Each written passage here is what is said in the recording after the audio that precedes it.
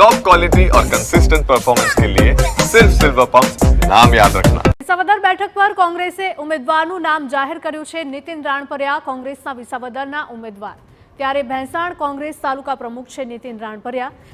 ભાજપના કિરીટ પટેલ સામે લડશે રાણપરિયા। વિસાવદરમાં આપના ગોપાલ ઇટાલિયા પણ મેદાને છે। નીતિન રાણપરિયા વિસાવદર યુથ કોંગ્રેસના પ્રમુખ રહી ચૂક્યા છે।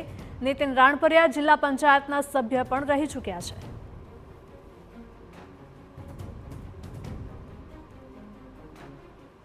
વિસાવદર પેટા ચૂંટણી ઉપર ત્રિપાખીઓ જંગ જામ્યો છે। ત્યારે આમ આદમીના ઉમેદવારે ગોપાલ ઇટાલિયાએ પોતાનું નામાંકન ભરી દેવામાં આવ્યું છે। ત્યારે આજે કોંગ્રેસ દ્વારા જે નીતિન રાણપરિયા કે તેઓ ભેસાણના રહી છે તે ઉમેદવાર તરીકે જાહેર કરવામાં આવ્યા છે। આપણી સાથે નીતિનભાઈ જોડાયા છે, એમની સાથે વાત કરશું। નીતિનભાઈ, ખાસ તો કોંગ્રેસનો દબદબો આ બેઠક ઉપર રહ્યો છે અને કોંગ્રેસે આપની ઉપર વિશ્વાસ મૂક્યો છે, શું કહેશો આપ? સૌપ્રથમ તો હું મારી પાર્ટીનો આભાર માનું છું, અમારા પ્રદેશ પ્રમુખ શ્રી શક્તિસિંહ ગોહિલ સાહેબ, અમિતભાઈ, તેમજ અમારા રાષ્ટ્રીય નેતા રાહુલ ગાંધીજી। વિસાવદરની પેટા ચૂંટણી ગુજરાત આખાની જ્યારે આ સીટ ઉપર નજર હોય અને વિસાવદરની ચૂંટણીને ત્રણેય પાર્ટીએ પ્રતિષ્ઠાનો જંગ બનાવ્યો હોય, આવી મહત્વકાંક્ષીવાળી ચૂંટણીમાં પાર્ટીએ મારા ઉપર ભરોસો મૂકી અને મને ટિકિટ આપી છે, તો સૌપ્રથમ હું મારી પાર્ટીનો આભાર માનું છું।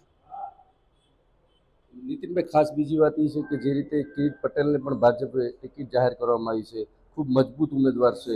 આમ આદમીના જે મજબૂત ઉમેદવાર ગોપાલ ઇટાલિયા છે અને આપ ત્રિપાખીઓ જંગ છે, તો કયા મુદ્દાને લઈને આપ આ ચૂંટણીમાં લોકો પાસે મત માંગવા જશો? સૌપ્રથમ તો મજબૂત ઉમેદવાર કોઈ હોતો જ નથી, મજબૂત તો જનતા છે। વિસાવદર વિધાનસભાની જનતા મજબૂત છે। ગોપાલભાઈ ઇટાલિયા સુરતથી હારીને આવ્યા છે, કિરીટભાઈને આ જ જનતા એકવાર હરાવ્યા હતા, એટલે મજબૂત વિસાવદરની જનતા છે, મજબૂત કોઈ નેતા હોતો જ નથી।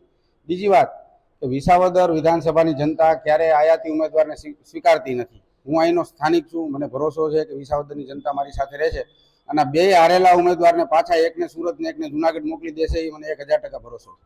વાત કરવામાં નીતિનભાઈ, તો અહીંયા ખેતી સાથે જોડાયેલો આ તાલુકો છે ભેસાણ અને વિસાવદર, અહીંયા સૌથી મોટી સમસ્યા કઈ કે જેમનું તમે ખાસ એના ઉપર ફોકસ કરશો? સમસ્યાઓ તો અહીંયા બહુ બધી છે।